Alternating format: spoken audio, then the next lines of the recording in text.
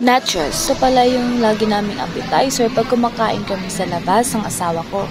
Rice or sa Pinay, meron din kaming chicken wings at meron naman siyang onion rings.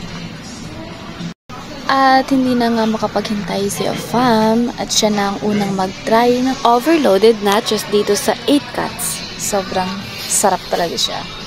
Thumbs up! At syempre, sobrang naglalaway na ako at ako naman ang titikim ng overloaded nachos ng 8 Cats. Oh siya, first kagat ko pa lang ay sobrang crunchy na at sobrang tasty. Talagang mapapat-thumbs up ka talaga sa sarap. At inubos ko na. Tingnan nyo naman kung gaano siya ka-overloaded mga mare. Sobrang sarap. Share ko lang sa inyo mga mare, kahit saan pala kami kumakain ay may dala-dala talaga siyang sili. Kasi spicy lover talaga siya kahit gaano pa yan kaanghang, kakainin na talaga yan mga mare. O diba? Sarap. Thumbs up again.